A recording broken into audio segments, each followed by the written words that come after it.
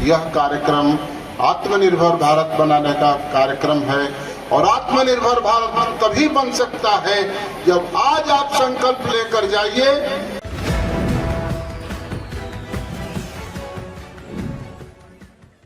खबर बलिया से है, जहां एनसीईआरटी की पुस्तकों से इंडिया शब्द हटाने की सिफारिश के बीच भारतीय जनता पार्टी से बलिया सांसद वीरेंद्र सिंह मस्त ने कहा है कि एक भारतीय होने के नाते मुझे गर्व है कि एनसीईआरटी की किताबों से इंडिया शब्द हटाया जा रहा है और आपको भी होना चाहिए। बलिया गंगा बहुउद्देशीय सभागार में मेरी माटी मेरा देश कार्यक्रम में शिरकत करने पहुंचे भाजपा सांसद वीरेंद्र सिंह मस्त ने मीडिया से बातचीत में कहा कि एक भारतीय होने के नाते मुझे गर्व है कि एनसीईआरटी की पुस्तकों से इंडिया शब्द हटाया जा रहा है और आपको भी होना चाहिए। नोटों समेत सभी जगह इंडिया शब्द होने के सवाल पर उन्होंने कहा कि जिसमें संकल्प शक्ति होती है वो पूरा कर ही देता है। भारत का भविष्य उज्जवल है और भारत में कायम ही रहेगा।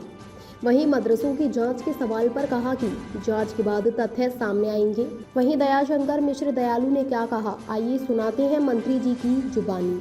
आज यहाँ पे किस तरह कार्यक्रम का आयोजन किया गया था और क्या कुछ रहा और क्या कहना चाहेंगे इस कार्यक्रम को लेकर? आज़ादी के अमृत महोत्सव के कार्यक्रम 12 मार्च 2021 से चल रहे थे। उन्हीं के समापन की कड़ी में ये मेरी माटी मेरा देश, जिसमें कि हम अपने देश की माटी को नमन कर रहे हैं, अपने शहीदों का वंदन कर रहे हैं। इसी में आज ये कार्यक्रम था बलिया जिले का, जिसमें बलिया के 17 ब्लॉकों से और हमारी 10 नगर पंचायत और 2 नगर पालिकाओं से मिलाकर एक एक घर से शहर और देहात की हर घर की मिट्टी और अक्षत एकत्र करके आज वो सारी चीज़ें यहाँ से एकत्र होकर दिल्ली और लखनऊ जाएंगी।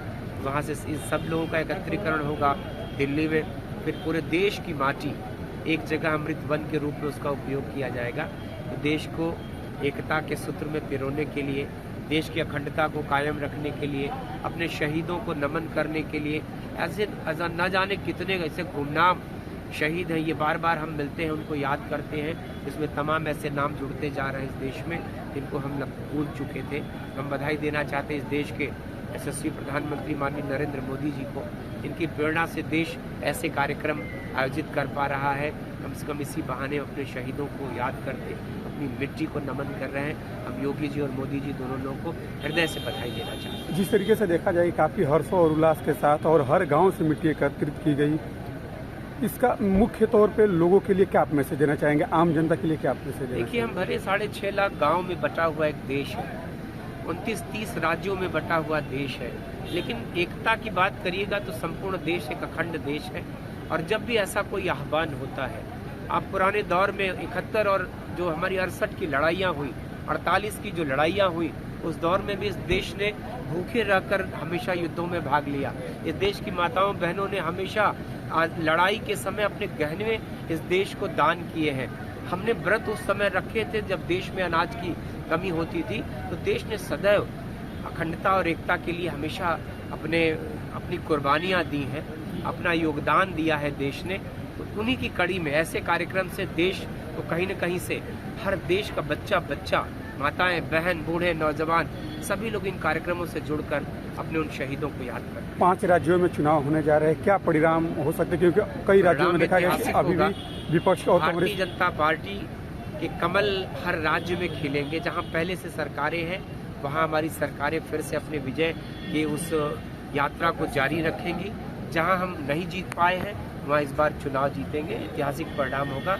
परिणाम 17 नवंबर जो मध्य प्रदेश का चुनाव, अलग अलग तिथियों का चुनाव, जब एक साथ गणना होगी तो आप देखिएगा कि भारतीय जनता पार्टी का कमल उन सारे राज्यों में खिल चुका है। देखा जाए कि मौजूदा हालात में भी कई ऐसे राज्य में जहां बीजेपी की सरकार नहीं है, वहां फिर से विपक्ष और पूरा गठबंधन चुनाव मजबूती के साथ लड़ रहा है और उनका कहना है कि 5 राज्य में बीजेपी इस बार खाता भी नहीं खुलनी है और साफ हो जाएगी। देखिए, विपक्ष क्या कहता है हम उस पर नहीं जाते। हमको याद है कि हम इस देश में 2 सांसदों से शुरुआत जिस पार्टी की हुई हो, हम निरंतर प्रगति कर रहे हैं। हम ही हैं जो बढ़ रहे हैं, हम ही हैं जो लगातार इस देश को अखंड भारत बनाते हुए आगे बढ़ रहे हैं। लोग सिमट रहे हैं और पार्टियों का जब आप रिजल्ट उठा के देखिएगा तो वो मिट रहे हैं, हम आगे बढ़ रहे हैं। तो इससे बड़ी बात आपसे मैं नहीं कह सकता। ठीक है सर। जी सांसद जी, आज किस तरह का ये कार्यक्रम था? और मेरी माटी मेरा देश,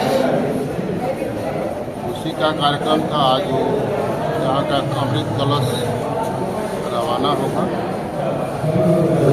और इंडिया गेट पर प्रधानमंत्री जी के द्वारा आज़ादी के अमृत महोत्सव पर अमृत वाटिका का निर्माण होगा। गांव-गांव से जो मट्टी जा रही है और यही है आत्मनिर्भर भारत बनाने का संकल्प।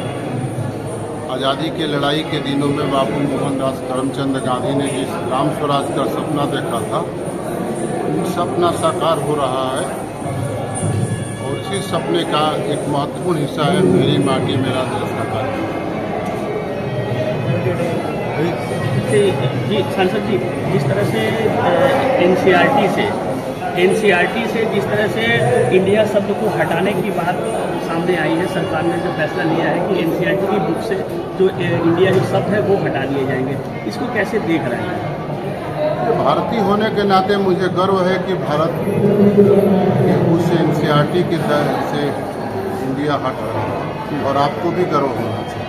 सर, एनसीईआरटी कहाँ से इंडिया हटाएंगे? नोटों पे भी तो इंडिया शब्द लिखा है, तमाम ऐसे जगहों पे इंडिया शब्द का इस्तेमाल है, कहाँ से हटेगा ये इंडिया? जब आप ही को लगता है कि नहीं हटेगा, ये जान लीजिए कि जिसमें संकल्प शक्ति होता है वो पूरा कर ही देता है। तो आने वाले समय में नोटों से भी इंडिया शब्द गायब होंगे?